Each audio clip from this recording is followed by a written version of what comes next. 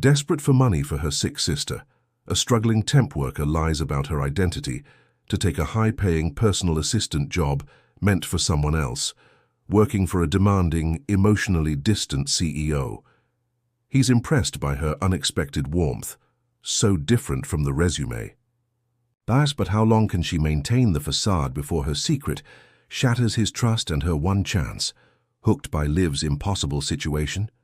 Give this video a like and subscribe for more gripping stories about secrets, sacrifice, and the search for redemption.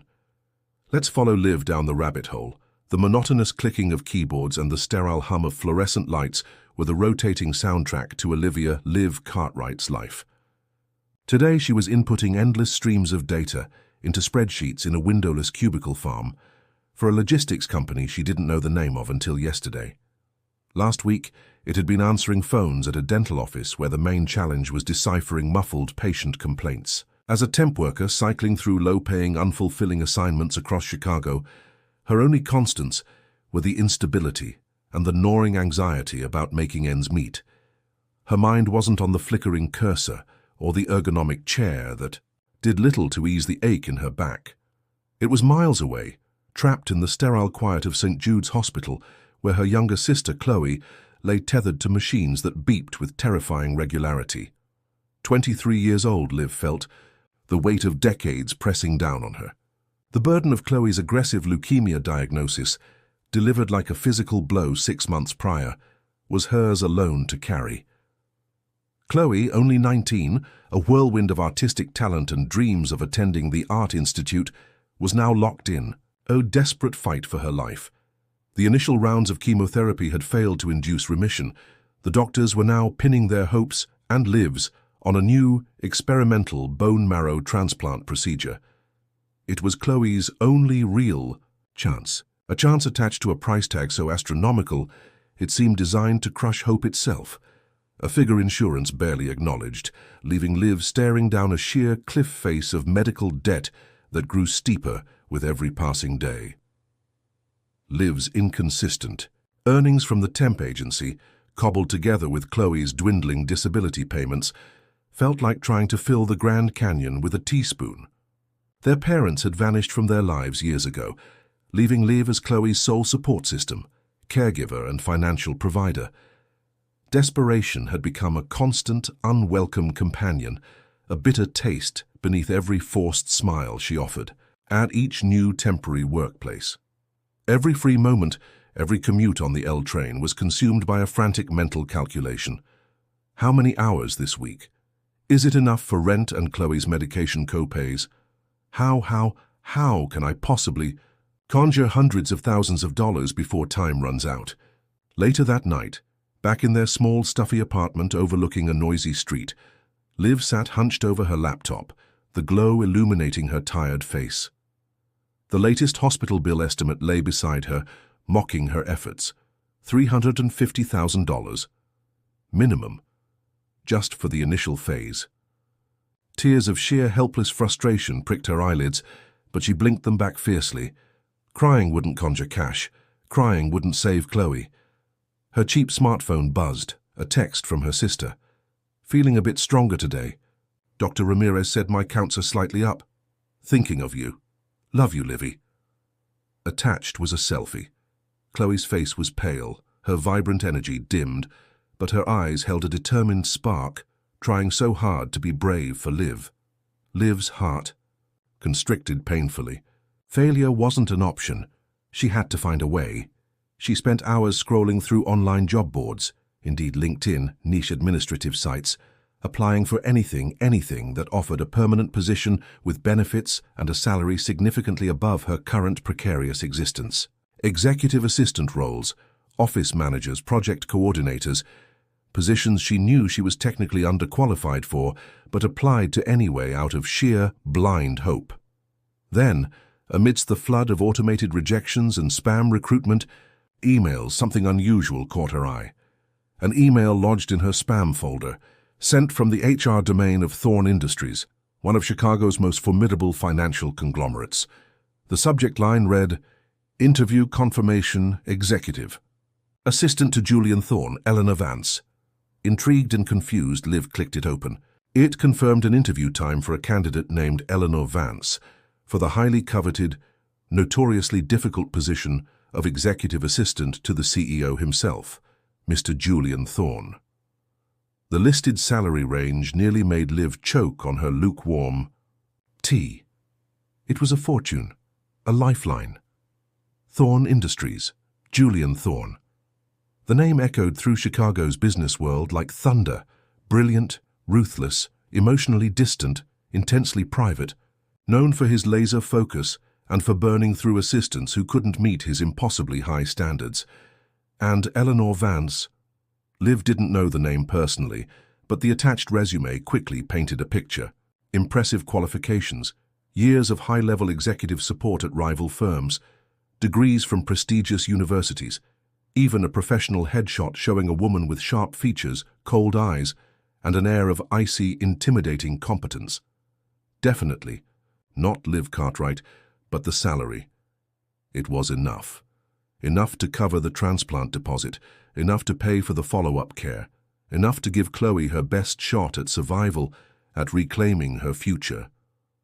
An idea, audacious, terrifying, and utterly reckless, detonated in Liv's desperate mind. What if Eleanor Vance didn't show up for that interview? What if Liv did? The email, clearly sent to Liv's address by mistake, a typo in the recipient field perhaps, contained everything. Eleanor Vance's full resume, the interview time, 9 a.m. the very next morning at the imposing Thorne Tower downtown, and contact details for the HR coordinator. Liv's heart hammered against her ribs, a frantic drumbeat of terror and adrenaline. It was certifiably insane. It was identity theft. It was fraud, plain and simple, with potentially devastating legal consequences. But then the image of Chloe, weak but smiling bravely from her hospital bed, filled Liv's vision. What real choice did she have? Wait for a mythical lottery win while Chloe faded, or seize this accidental, morally dubious opportunity and create the miracle they needed? She spent a frantic, sleepless night committing Eleanor Vance's resume to memory, job titles, responsibilities, software proficiency, most of which Liv had only vaguely heard of, names of previous employers. She practiced answering potential interview questions in front of her cracked bathroom mirror, attempting to inject a cool, detached confidence into her naturally warm, slightly anxious voice.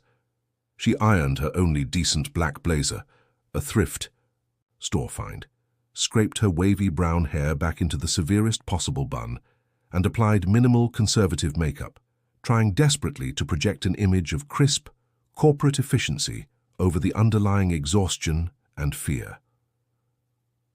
The next morning, fueled by watery instant coffee and a nauseating cocktail of adrenaline and dread, Liv walked on shaky legs into the cavernous, intimidatingly sleek lobby of Thorne Tower. Polished black marble floors reflected the soaring ceilings like dark mirrors. Hushed employees in expensive, perfectly tailored suits moved with an air of quiet importance, their faces set in professional masks. Feeling like an imposter wrapped in cheap fabric and slightly too tight second-hand heels that were already pinching, she approached the imposing security desk. Taking a shaky breath, she gave the name Eleanor Vance, the lie feeling thick and foreign on her tongue. Her stomach twisted into a painful knot as the guard checked the list and printed a visitor pass bearing the stranger's name. She was silently escorted by a security guard to a dedicated elevator that whisked her upwards, the floors blurring past. In a silent ascent to the stratosphere of corporate power, the executive suites on the top floor. The atmosphere here was different, hushed, controlled, the air practically vibrating with unseen pressure. A severe-looking woman with an immaculate blonde chignon and a discreet headset greeted her without a hint of a smile, her eyes flicking over Liv with cool assessment. "Miss Vance, Mr. Thorne is ready for you. This way." She led Liv down a wide, plushly carpeted corridor to a pair of imposing dark oak doors. "You may go in." Taking one last fortifying breath, praying her trembling hands wouldn't betray her, Liv pushed the heavy door open and stepped into the lion's den. Julian Thorne's office was an exercise in controlled, minimalist power. It was vast, almost stark, dominated by a massive, uncluttered desk of dark wood and glass. One entire wall was floor-to-ceiling windows, offering a breathtaking, almost dizzying panorama of the Chicago skyline, the river snaking below, and the vast expanse of Lake Michigan stretching to the horizon. But Liv barely registered the multi-million-dollar view. Her attention was instantly, irrevocably captured by the man standing near the window. His back partially turned, gazing out at the city below as if contemplating its conquest. He turned slowly as she entered, and her breath hitched in her throat. He wasn't entirely what she'd expected from the stern, granite-jawed photos in business journals. Yes, the aura of power and absolute control was palpable, radiating from him like a physical force.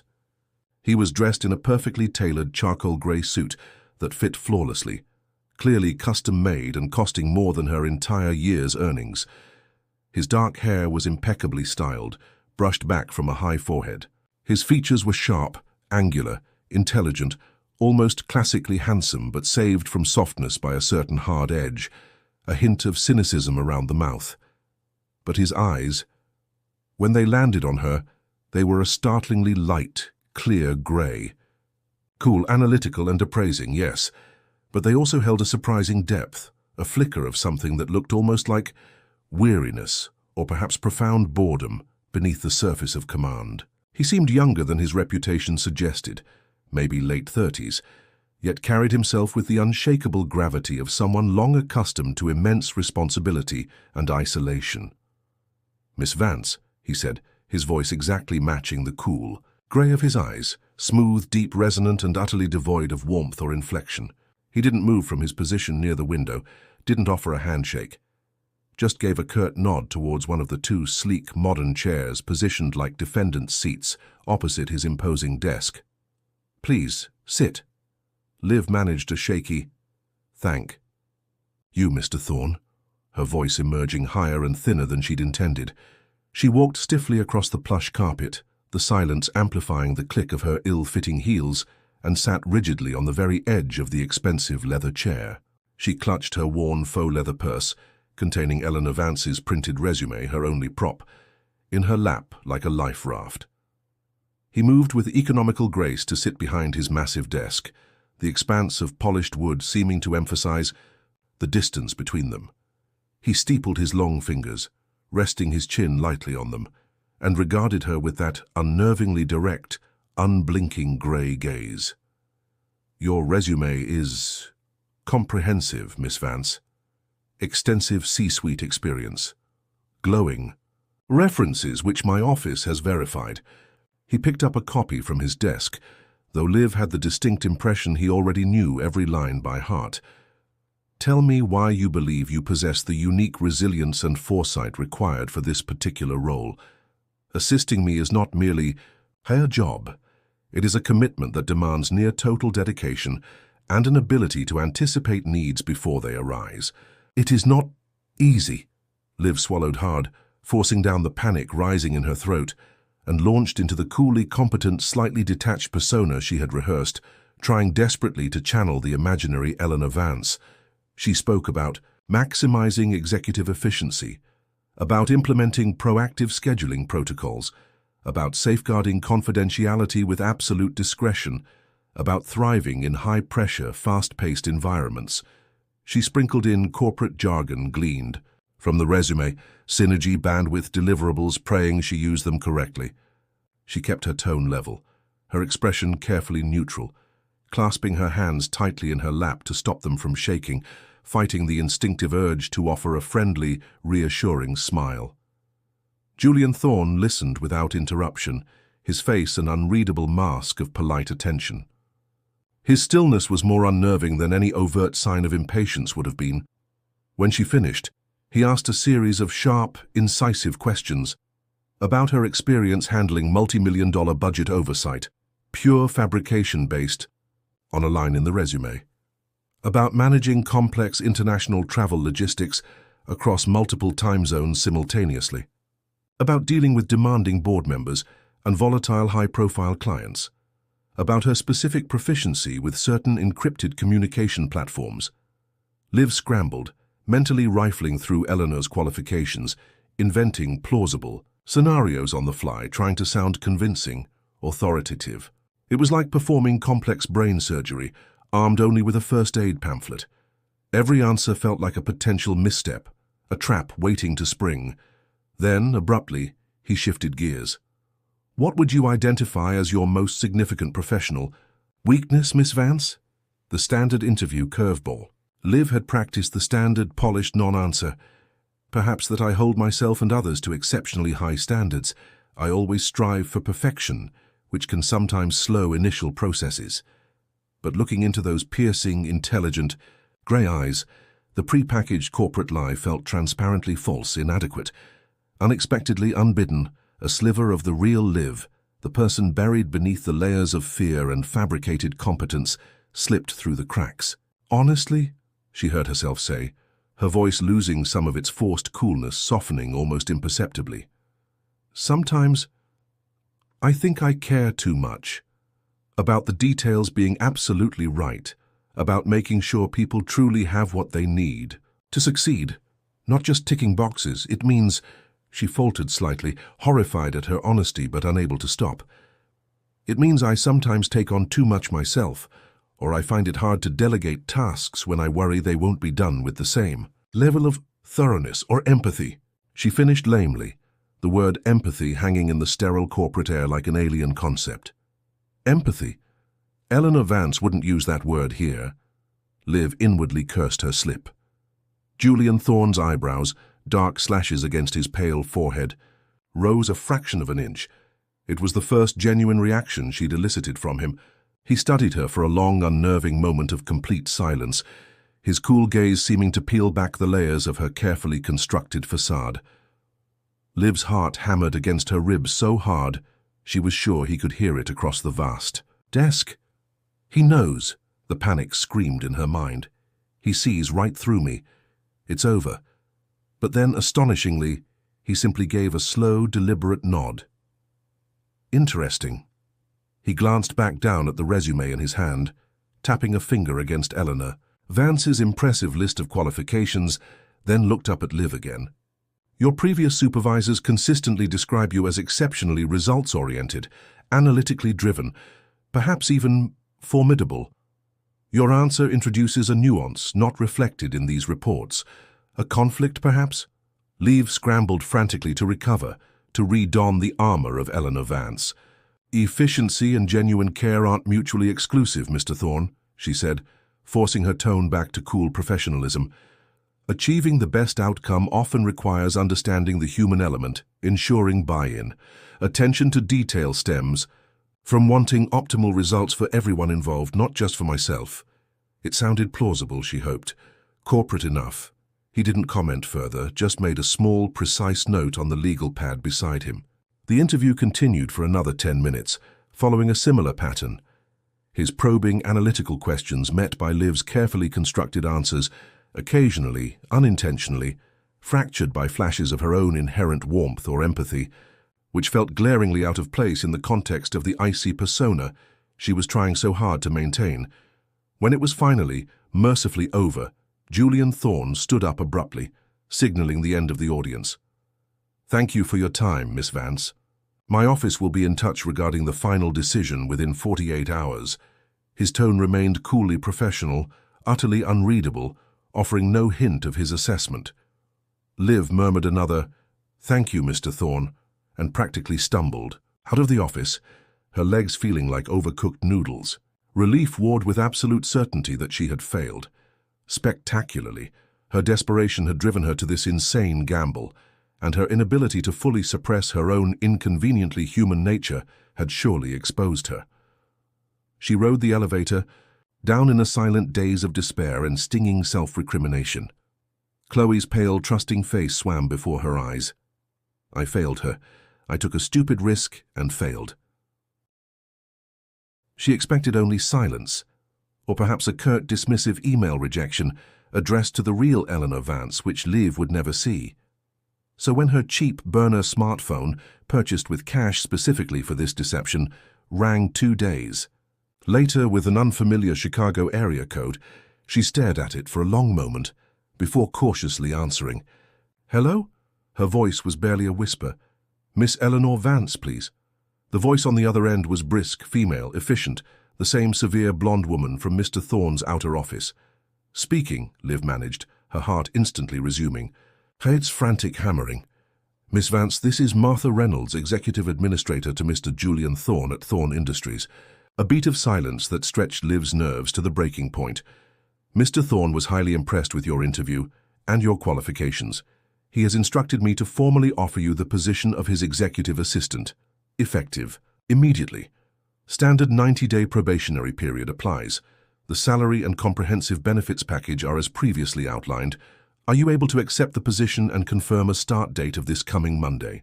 Liv sank onto the edge of her worn, lumpy sofa, the phone pressed hard against her ear, the room momentarily tilting around her. She got the job. She, Olivia Cartwright, the struggling temp worker pretending to be the formidable Eleanor Vance, had somehow impossibly landed the job.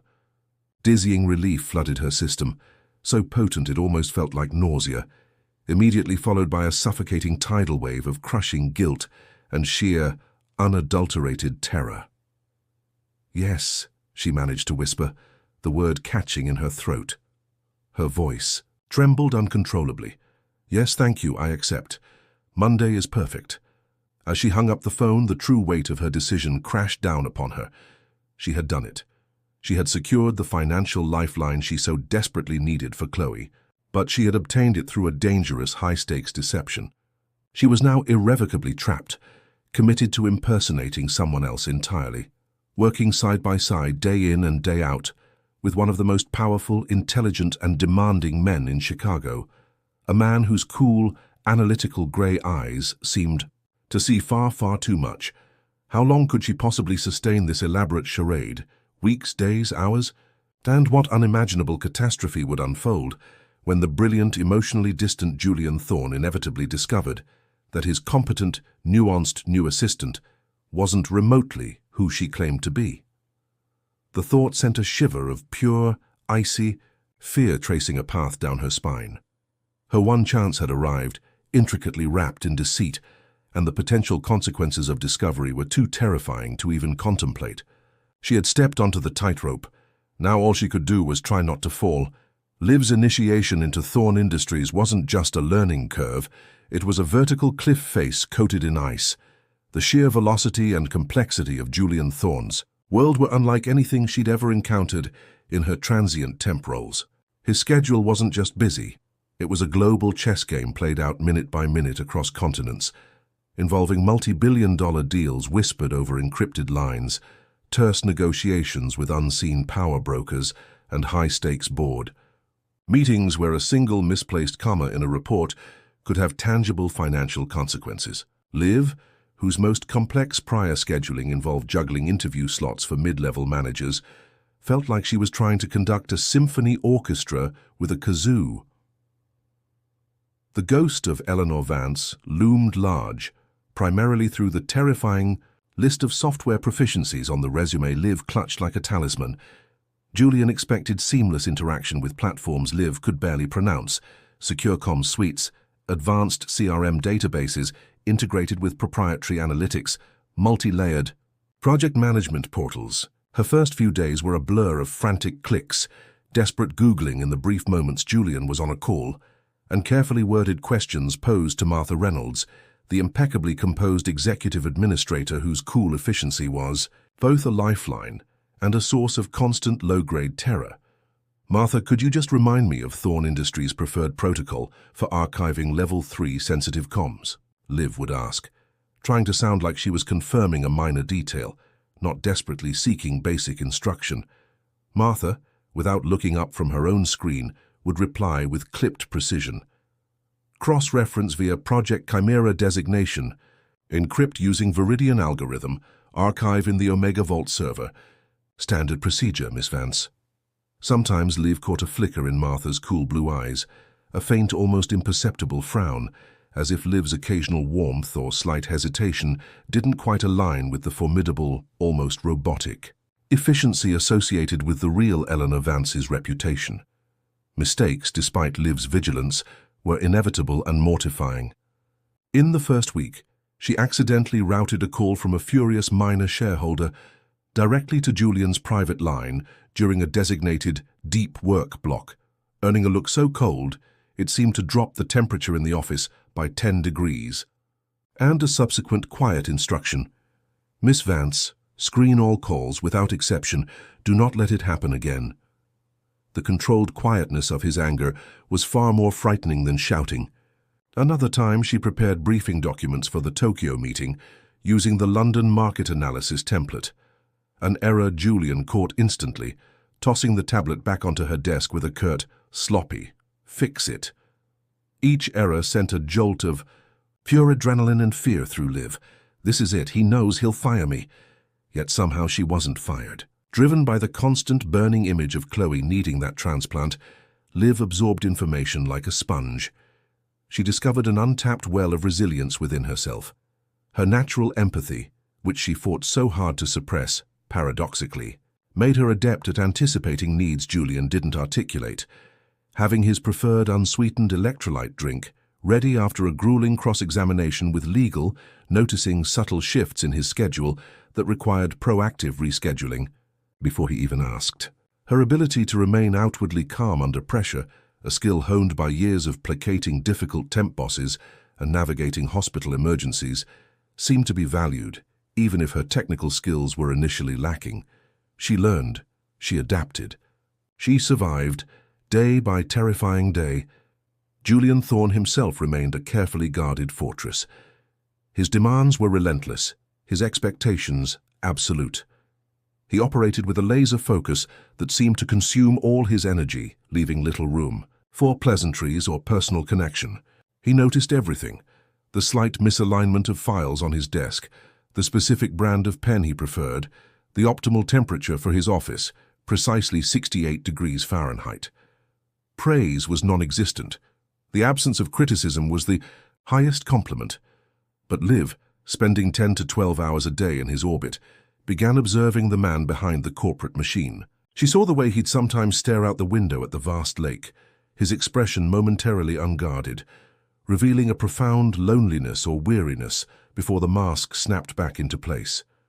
She noticed he rarely ate proper meals, subsisting on coffee, water, and occasional protein bars, apparently delivered by Martha. She heard the strained edge in his voice during brief, obligatory calls with someone listed only as father in his contacts. These were tiny fragments, glimpses into a life that seemed profoundly isolated despite its power and wealth.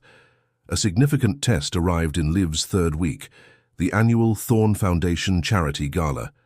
It was a massive undertaking, a high-profile event hosting Chicago's elite, politicians, socialites, philanthropists, rival CEOs, requiring meticulous planning and flawless execution.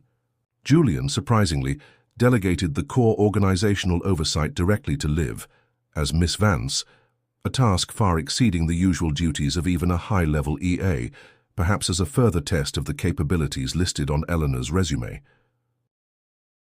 "Miss Vance," he'd stated coolly one morning, dropping a thick binder labeled Gala Project Nightingale onto her desk. "You will oversee all logistical coordination for Project Nightingale, budget approvals, vendor management, seating charts, security protocols, liaising with the Foundation Board. Martha will provide historical context, but execution rests with you. I expect perfection. Is that clear?" "Perfectly clear, Mr. Thorne," Liv had replied, her mind racing, trying to project calm confidence while inwardly quaking. Organizing a 500-person black-tie gala. Her most complex event planning involved coordinating pizza orders for office lunch and learns. The gala planning consumed Liv. It was a minefield of potential disasters and opportunities for exposure. She had to negotiate contracts with caterers, florists, and AV technicians, pretending to understand complex riders and technical specifications. She navigated delicate seating arrangements, trying to appease egos and avoid placing known rivals at the same table, relying heavily on Martha's cryptic notes and her own social intuition. She discovered an unexpected flair for it, anticipating potential bottlenecks, smoothing ruffled feathers of demanding committee members with carefully worded emails, finding creative solutions to budget constraints that impressed even the stoic Martha. Liv's natural warmth and problem-solving skills, ironically, proved more effective than the icy efficiency Eleanor Vance might have employed. The pressure regarding Chloe's treatment intensified. A minor infection set Chloe back, delaying the transplant timeline slightly, but underscoring the urgency. The hospital required another substantial payment to secure the specialized pre-transplant conditioning drugs. Liv's second paycheck arrived, and again the transfer felt like handling blood money. She wired the funds immediately, the digital transaction a stark reminder of the precariousness of her situation. Every dollar keeping Chloe alive was tied to this enormous lie. During a preliminary walkthrough of the gala venue, a grand ballroom at a historic hotel, Liv had a heart-stopping moment. Across the room, conferring with the hotel's event manager, stood a woman with severely cut blonde hair and sharp features who looked chillingly familiar. Liv froze, recognizing her instantly from a photo online. It was Catherine Prescott. The CEO Eleanor Vance had worked for immediately prior to supposedly applying at Thorne Industries. If Prescott recognized her, or rather didn't recognize her as Eleanor Vance, the game was up. Liv quickly ducked behind a large floral arrangement, pretending to inspect the linen samples, her heart pounding furiously until Prescott finished her conversation and left the ballroom without glancing her way. The near miss left Liv shaken. For hours, the gala preparations forced more direct interaction with Julian. He reviewed her progress reports with meticulous attention, questioning her vendor choices, her contingency plans, her security arrangements. One late evening, they were both hunched over the complex seating chart spread across a conference table, trying to resolve a particularly thorny issue involving two feuding billionaires who both demanded lakeside views. "Move Harrison to table." "5, swap him with Dubois," Julian ordered curtly, tapping the chart. "Actually, Mr. Thorne," Liv ventured cautiously, "Mrs. Harrison specifically requested not to be near the Dubois table due to a previous social entanglement. And Mr. Dubois' wife is on the acquisitions committee for the museum wing. The foundation is funding. Placing them further back might seem disrespectful." She pointed to an alternative. "If we move Senator Green here and shift Table 8 slightly, it accommodates everyone, although Table 8 loses the direct lake view." Julian looked up, his grey eyes sharp. "You factored in social dynamics and committee politics." "It seemed prudent, Mr. Thorne," Liv replied carefully, "to ensure a smooth evening for all key stakeholders." He studied the chart again, then gave a single decisive nod. "Acceptable. Make the change." He didn't praise her, but the lack of dismissal, the quiet acceptance of her reasoning, felt significant. He was starting to rely on her judgment, not just her supposed resume. The night of the gala arrived, a whirlwind of black ties, glittering gowns, champagne, and forced smiles. Liv, dressed in a simple, elegant black dress, borrowed from a consignment shop, tag carefully hidden, and armed with a headset connecting her to staff and security, moved through the throngs like a ghost, troubleshooting minor crises, a misplaced place card, a delayed keynote speaker, a sudden dietary restriction from a VIP guest. She operated on pure adrenaline, anticipating problems, directing staff, ensuring everything flowed seamlessly, projecting an aura of calm competence she definitely didn't feel inside.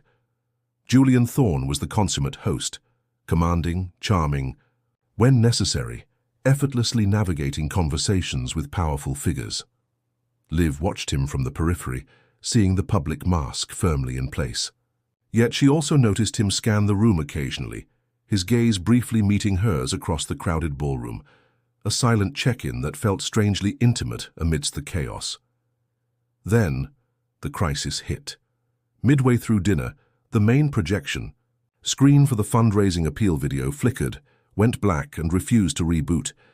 The AV technicians scrambled, whispering frantically into their headsets, but the system was stubbornly dead. Panic rippled through the event staff. The video was the emotional centerpiece of the evening, crucial for donations. Julian materialized at Liv's side, his face grim, his voice low and urgent. "Report. System failure, Mr. Thorne. Technicians suspect a main board burnout. No, quick. Fix. Liv relayed the information calmly, her mind already racing through alternatives. Unacceptable, Julian stated flatly. The appeal needs to happen. Find a solution, Miss Vance, now. The pressure in his voice was immense. Thinking fast, Liv grabbed her headset mic. Stage manager, can we rig a direct feed from the backup laptop to the side plasma screens, bypass the main projector entirely? Audio through the house PA? She knew it wouldn't have the same impact as the huge central screen, but it was better than nothing. While the techs worked frantically on her suggestion, Liv located the Foundation's director and quickly briefed her on revising her introductory remarks to acknowledge the technical difficulties and direct attention to the smaller screens.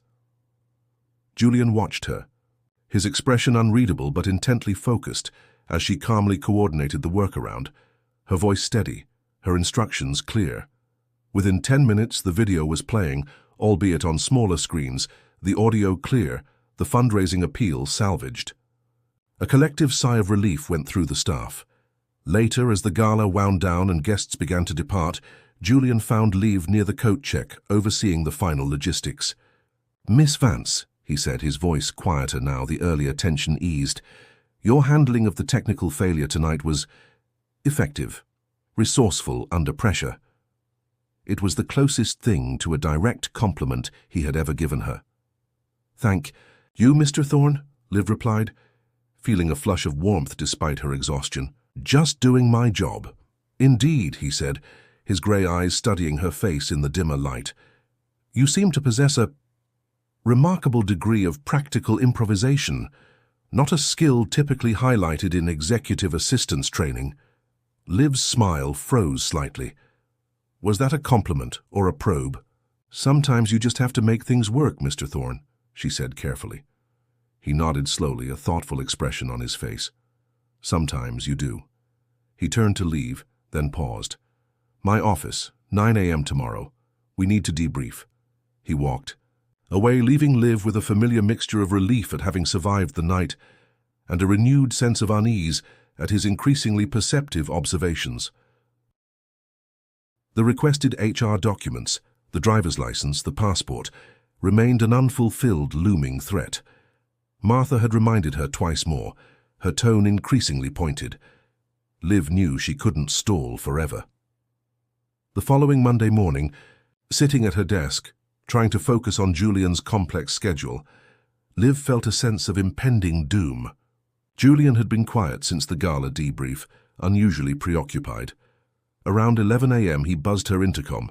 His voice was calm, almost too calm. "Miss Vance, please come into my office. Bring the finalized Kensington proposal file." Her heart sank. The Kensington proposal. It was a complex file she'd worked on extensively, requiring deep dives into data Julian assumed Eleanor Vance could handle instinctively. Had he found an error? She quickly pulled up the file on her tablet, her hands slightly damp. Taking a deep breath, she walked towards the oak doors. She entered quietly. He wasn't at his desk. He was standing by the vast window again, staring out at the sprawling city below, his back to her. The posture looked familiar, yet somehow different today. Less contemplative, more coiled. "Mr. Thorne," she began hesitantly. "You wanted the Kensington file?" He didn't turn around immediately. His voice, when it came, was quiet, dangerously smooth, slicing through the silence of the office. "The file can wait, Miss Vance." A pause that stretched her nerves taut. "I've been reviewing your performance reports, your initial references, cross-referencing certain logistical details." Another pause. "There are discrepancies." Liv froze mid-step, the tablet suddenly feeling impossibly heavy in her hand. Discrepancies. The word hung in the air like a guillotine blade. He turned slowly then, his movements deliberate, controlled. His face was unreadable, a mask of cool neutrality, but his light grey eyes were like chips of ice, sharp and piercing, pinning her in place. They held none of the earlier weariness, only a focused, analytical intensity that stripped away all her defenses. "Your handling of the gala crisis," he continued, his voice remaining level, almost conversational, which only amplified the underlying threat. "Your intuitive solutions, your occasional revealing flashes of empathy, the slight hesitations when discussing aspects of Miss Vance's documented background, the stolen identification documents requested by HR. He ticked off the points like a prosecutor building a case. Individually, perhaps dismissible anomalies. Collectively, he let the sentence hang. He took a step closer, closing the distance between them until only a few feet of plush carpet remained. His gaze never left her face, searching, demanding. Liv felt trapped, exposed, stripped bare under that relentless scrutiny. She couldn't breathe. Her carefully constructed facade felt like it was crumbling into dust around her feet. "Tell me, Miss Vance," Julian Thorne said, his voice dropping to a near whisper, yet carrying the force of an explosion in the silent room. "Or whoever you are, who are you really?" The question, "Who are you really?"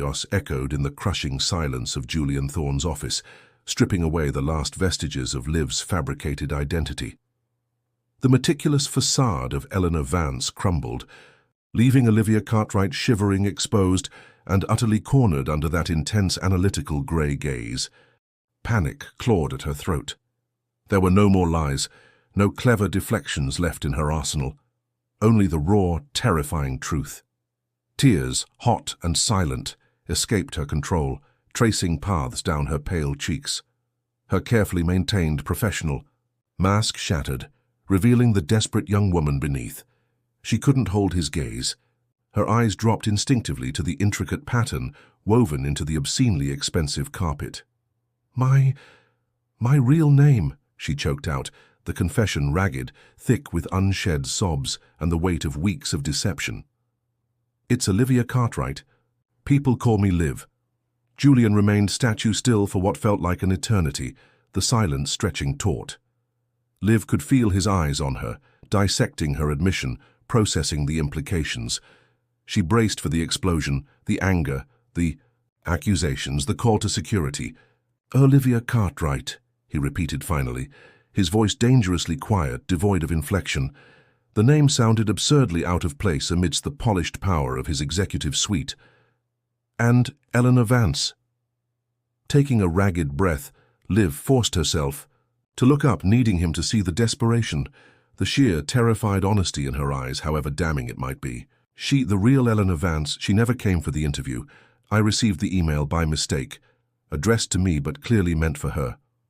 The words tumbled out now, faster, fueled by adrenaline and the need to confess fully before she lost her nerve.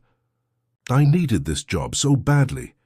My sister Chloe, she's sick, leukemia. The doctors say her only chance is an experimental bone marrow transplant." Her voice cracked thick with emotion.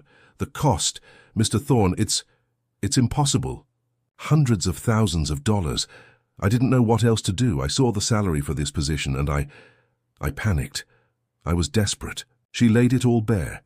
The accidental discovery, the frantic night spent memorizing Vance's resume, the terrifying interview, the forged documents used to open the bank account, the constant, gnawing fear of discovery, the suffocating guilt that had become her constant companion.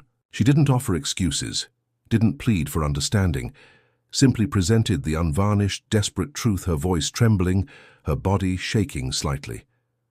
When she finally fell silent, utterly drained, the only sound in the vast office was the harsh rasp of her own breathing. Julian Thorne didn't erupt. He didn't shout. He simply turned away from her, walking slowly towards the massive window overlooking the city. He stood there for a long moment, his back to her, gazing out at the sprawling metropolis below. Liv watched the rigid line of his shoulders, trying frantically to decipher his silence. Was it cold fury, calculating assessment, utter indifference? Inside, she imagined him processing the depth of her betrayal, the fraudulent identity, the misrepresentation, the access she'd had to sensitive information, the sheer audacity of her deception within the walls of his corporate fortress. He had every right to call the police, to ruin her life completely. The power he held over her in that moment was absolute.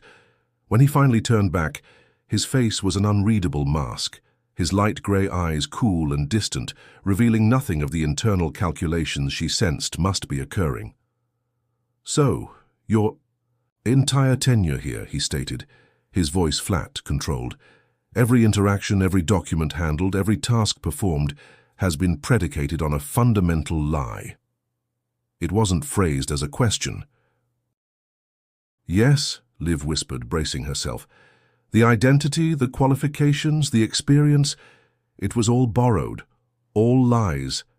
Except—" She couldn't stop herself from adding, needing him to understand this one fragment of truth. "Except the work itself. Trying to keep up, trying to learn, trying to organize things, trying to actually help. That part was real. I truly tried to do the job well." Julian tilted his head slightly, considering her words. A flicker of something unreadable crossed his face. Annoyance? Grudging acknowledgement? "Your performance," he conceded, his voice, regaining its familiar, crisp edge, was paradoxically often effective, despite possessing none of the qualifications you claimed. "Your resourcefulness, particularly during the gala incident, was noteworthy." He paused, his gaze sharpening. "Again, your empathy and intuition, the very qualities that seemed inconsistent with the Vance profile, the qualities that first raised my suspicions, they often proved more valuable than mere technical proficiency." He let that observation hang. In the air for a beat, Liv remained silent, unsure how to interpret this strange mix of condemnation and backhanded compliment. "The deception, however," Julian continued, his tone becoming decisively colder, all traces of nuance vanishing, "remains absolute and indefensible. Identity fraud, corporate misrepresentation, unauthorized access to secure systems under false pretenses." He listed the potential charges clinically. "These are serious offenses, Miss Cartwright, grounds not only for immediate termination, but also for significant legal action, both civil and potentially criminal." Liv flinched visibly at the mention of legal action, nodding numbly, fresh tears stinging her eyes. I understand, Mr. Thorne." She hugged her arms around herself, waiting for the final blow. He walked back towards his desk, stopping beside it. He looked directly at her, his expression devoid of emotion. "Give me the burner phone you used for company communication. Hand surrender your Thorne Industries access card and any other company property immediately." His tone was clipped, impersonal, the voice of a CEO severing a compromised asset. With trembling, fumbling fingers, Liv dug into her purse, retrieving the cheap burner phone that had been her lifeline and her curse, and the plastic ID badge bearing Eleanor Vance's name printed starkly above Liv's own photograph, a constant sickening reminder of her imposter status. She held them out to him, her hand shaking uncontrollably. He took them without allowing their fingers to touch, his cool gaze sweeping over her face one last time, lingering for a fraction of a second as if committing her real, tear-streaked face to memory, perhaps contrasting it with the false image he'd been presented. "You have precisely 1 hour to gather your personal belongings from the workstation outside. Martha Reynolds will escort you from the premises. Any outstanding wages due to Olivia Cartwright, calculated at the standard rate for temporary administrative support for the hours documented, will be processed through HR and mailed to the address currently on file under the Vance identity." He paused, a slight edge entering his voice. "Assuming, of course, that the address provided is not also fraudulent." "It's not," Liv whispered, shame washing over her anew. "It's my real apartment address." He gave a single, curt nod, already turning away, dismissing her completely. He picked up a thick file from his desk, immersing himself in its contents as if she had already ceased to exist. No final condemnation, no overt anger, just swift, cold, efficient severance. It felt like being erased, numbly, moving as if in a dream, a nightmare. Liv turned and walked out of his office. Martha Reynolds stood waiting just outside the door, her expression professionally neutral, but her eyes held a flicker of something that might have been grim understanding. Clearly the news had traveled fast, or perhaps Martha had suspected all along. Under the older woman's silent, watchful gaze, Liv returned to the desk that had briefly been hers, Eleanor Vance's desk, and began packing the few personal items she'd dared to bring into this alien environment. The small, framed photo, of Chloe smiling brightly before the illness struck, a spare grey cardigan draped over the back of the chair, a cheap ceramic mug holding a few pens, a tube of hand lotion. Each item felt like an accusation. She avoided eye contact with Martha and the few other executive staff members who moved silently through the hushed suite, acutely aware of their curious, averted glances. The shame was a physical weight, burning her cheeks, making it hard to breathe. Exactly 1 hour later, carrying her small cardboard box of belongings, Liv followed Martha Reynolds in a silent walk of shame to the elevator. The ride down felt infinitely longer than the ascent weeks ago. Martha escorted her through the imposing lobby, the lunchtime crowd parting slightly around them, and finally through the heavy glass revolving doors of Thorn Tower and out onto the bustling Chicago sidewalk. The door hissed shut behind her, a sound of finality, severing her completely from the world she had briefly, perilously inhabited. Standing alone on the sidewalk, clutching her box, Liv felt the cold Chicago wind whip around her. The sounds of the city, traffic, sirens, chatter, seemed amplified, overwhelming. The lifeline she had risked everything for was gone. Chloe. The name was a silent scream in her mind. The carefully constructed hope, built on such fragile, deceitful foundations, collapsed entirely. Her knees threatened to buckle. Leaning heavily against the cold, unforgiving granite wall of the Thorn Tower, Liv closed her eyes, gasping for breath against the crushing weight of failure, guilt, and sheer, unadulterated terror about the future. What had she done? And what would happen now? The weeks that followed were a grim descent into a reality far harsher than before. Liv felt like she was drowning, pulled under by waves of guilt, fear, and the relentless pressure of Chloe's mounting. Medical needs without the promise of the Thorn salary. She threw herself back into the demoralizing cycle of temp work, short-term gigs filing papers, answering phones, inputting data for companies that saw her as nothing more than a disposable cog. The pay was barely enough to cover rent and groceries, let alone the terrifying hospital bills that continued to arrive like clockwork. Every rejection email for a permanent job felt like another blow. Every call from the hospital's billing department sent a fresh wave of panic through her. She visited Chloe daily, plastering on a brave face, pretending everything was fine, that her project at Thorn Industries had simply ended. But Chloe, weakened but perceptive, sensed the change, saw the deepening shadows under Liv's eyes, felt the tension radiating from her older sister. "Livy, are you sure you're okay?" she'd ask, her voice laced with concern.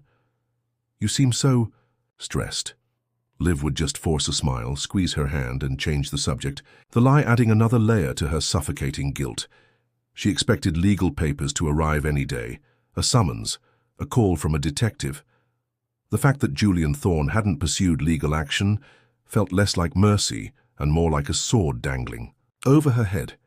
Perhaps he was just waiting, letting her twist in the wind. Then, one bleak Tuesday morning, staring numbly at yet another overdue hospital bill notice, Liv received the call. It was from St. Jude's Financial Services Department.